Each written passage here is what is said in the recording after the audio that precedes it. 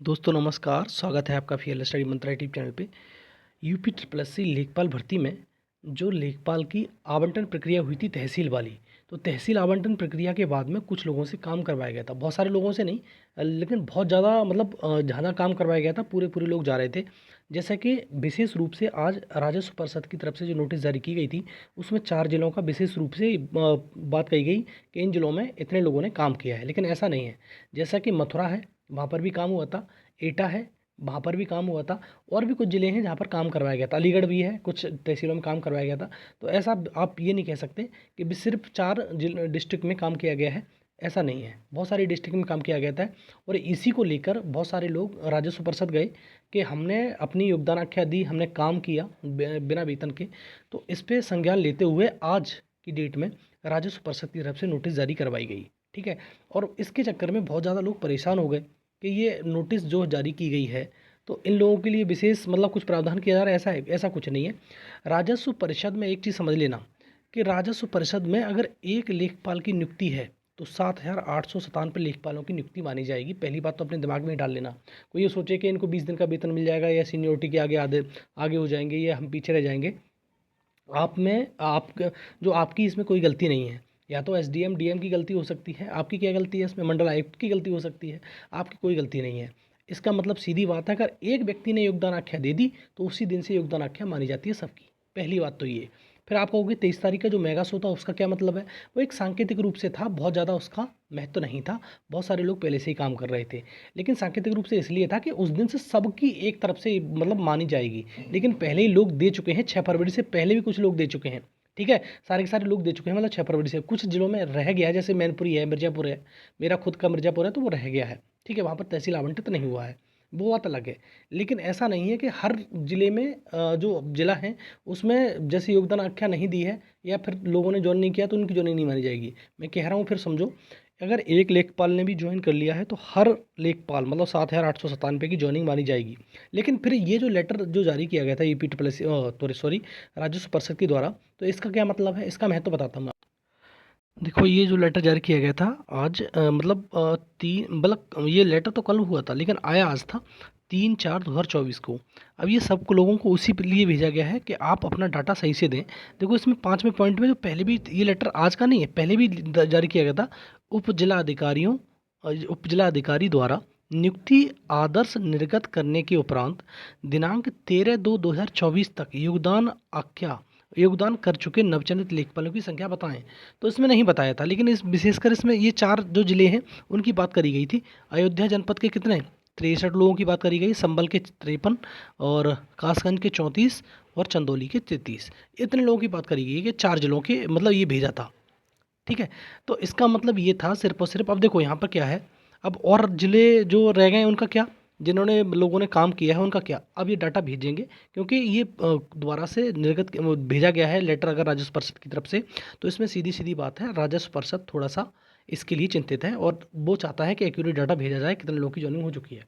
अब वही बात मैंने शुरुआत में जो थंबनेल में लिखी कि अगर एक व्यक्ति की भी ज्वाइनिंग हो गई तो 7,897 लोगों की ज्वाइनिंग मानी जाएगी। ये बात ध्यान रखना। इस चीज़ का ऐसा नहीं है कि अलग अलग होगा। भाई अलग अलग से हो ही नहीं सकता है, अलग एक महीना पहले ज्वाइनिंग करा दी। ये सिर्फ इसलिए है कि सुप्रीम कोर्ट में जब आपकी 8 को स्टे की सुनवाई होगी तो वहाँ पर ये लेटर लगा सकती है राजस्व परिषद, अगर राजस्व परिषद चाहेगी तो। और लेकिन वैसे भी इस लेटर को लगा के वहाँ पर बहुत ज़्यादा चीज़ें अपने फेवर में हो जाएंगी। ठीक है, तो ये भी एक बेनिफिट है इस चीज़ का कि राजस्व परिषद चाह रही होगी कि वहाँ पर इस लेटर को लगाया जाए कि हमने इतने चीज़ आगे बढ़ चुकी है प्रोसेस। देखो, एक चीज़ और मैं बता दूँ, ये जो पूरी की पूरी करा धरा है, राजस्व परिषद ने 13 तारीख या 19 तारीख को ये चीज़ मेंशन नहीं की वहाँ पर कि हमने इतनी आगे प्रोसेस कर चुकी है।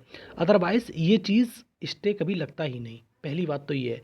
लेकिन जो गलती कर दी उसको रेक्टिफाई करना पड़ेगा। ऐसी बात नहीं है हम पास्ट में जाके टाइम ट्रैवल करके वहाँ पर पहुँच जाएंगे और वहाँ उसको बदल देंगे, नहीं बदल सकते। लेकिन हमें जो करना है वो अभी करना है। और 22 तारीख की चर्चा करना फिजूल है। हमारी जो डेट है 8 जो अप्रैल है वो इम्पोर्टेंट है, वहाँ पर मेंशनिंग हो जाए। अब देखो, बहुत सारे लोग जैसे मैंने कल भी आपको बताया था कि SGI जो है, सॉलिसिटर जनरल ऑफ इंडिया, आ भी सकते हैं और नहीं भी आ सकते। और उसी लेकर चिंता है लोगों में, अगर नहीं आएंगे तो कुछ नहीं होगा। अरे ऐसा नहीं है, ऐसा होता नहीं है। जो आपके वकील हैं मीनाक्षी अरोड़ा मैम, वो बहुत सारे लोग ये भी कह रहे हैं कि उनकी भी मतलब कल मतलब 8 तारीख को डेट है, मतलब बीएड वर्सेस डीटीसी मामले में।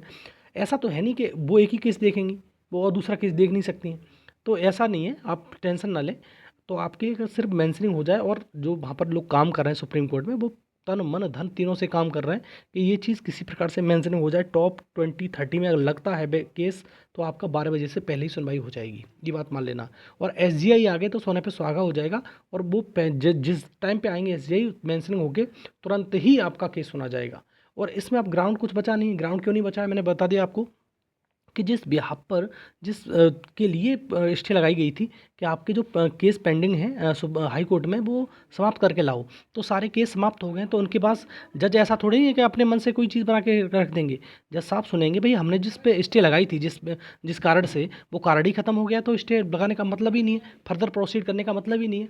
तो कितना भी कोई वकील अमानुल्लाह की तरफ से लोग कह रहे हैं कि इस प्रकार से उस प्रकार से, आप अपनी तरफ से बिल्कुल ही प्रे एजम्पशन मत करिए कि वैसा कर देंगे वैसा कर देंगे, कुछ नहीं करेंगे। वो उसके आधार पे ही तो निर्णय देंगे भाई कि वो चीज़ हट चुकी है जो हमने दिया था, अब हट चुकी है तो कोई मतलब ही नहीं है। तो इसलिए वही आधार पे निर्णय दिया जाएगा। ऐसा होता नहीं है कि कोई व्यक्ति अपने मन से निर्णय दे लेगा। जज भी इस पक्ष में कभी नहीं रहते। बीएड वर्सेस बीटीसी का मामला जो मैंने बताया था, कि जज भी ये चाहते हैं कि जो चयनित जो हुए लोग नौकरी कर रहे हैं, जो तुम्हारे बीएड वाले तुम्हारे 1 to 5 में, वो भी ना निकलें। इसीलिए 4 दिन का समय और दिया गया था। कभी भी कोर्ट भी ये नहीं चाहता है कि किसी व्यक्ति का जीवन खराब हो, ठीक है, ये चीज़ आप भी समझते हो। राइट ऑफ लाइफ है आपका, ठीक है, जिसकी नौकरी लग गई है, जिसने ज्वाइनिंग कर ली, उसका राइट ऑफ लाइफ है, उसको कोर्ट भी एकदम से डिनाई नहीं कर सकता है। तो आप बिल्कुल बेफिक्र रहिए, और अमानुल्लाह की तरफ से बेफिक्र रहिए कि वो ऐसा कर देंगे वैसा कर देंगे। थोड़ा सा मन में भ्रांति वो निकालिए, ऐसा कुछ होता नहीं है। सारी चीज़ें तर्क के आधार पर होती हैं कोर्ट में, ठीक। तो आपका जो तर्क है बहुत मजबूत है, आपका आप कोई ग्राउंड बचा ही नहीं विपक्ष के पास के, कोई ग्राउंड है। एसएलपी का टेंशन मत लीजिए, एसएलपी का कोई मतलब लेना देना नहीं है। इस कोर्ट केस से एसएलपी का कोई भी लेना देना नहीं है।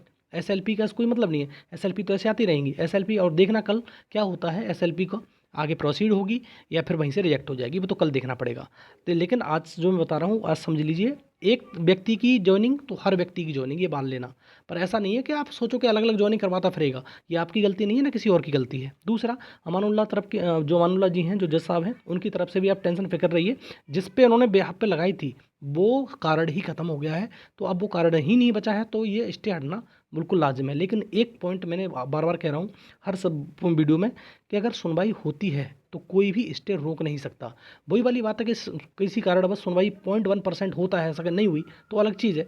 लेकिन 99.99% ये संभावना बिल्कुल है कि सुनवाई होगी तो स्टे हटेगी। ठीक है दोस्तों, तो ये चीज़ समझ लो। और ये चीज़ प्राथमिकता के आधार पर ली गई है, ये नोटिस जारी किया गया है, बहुत अच्छी बात है। और जो मैंने ये डेट बताई थी ना, 5/3/2024, ये भी मैंने बताया था, डेट इसमें गलत मेंशन हो गई है, 5/4/2024 ही है ये, ठीक है। जो टाइपिस्ट है उन्होंने थोड़ी गलती इसमें कर दी है, उसमें टेंशन मत लीजिए। कल तक का समय 2 बजे तक, और अपना अपना सारा भेज देंगे सारे लोग, ठीक है। तो ये रहा वीडियो, और इन्फॉर्मेशन अच्छी लगती है तो लाइक शेयर कर दिया करो, चैनल सब्सक्राइब कर लो। धन्यवाद।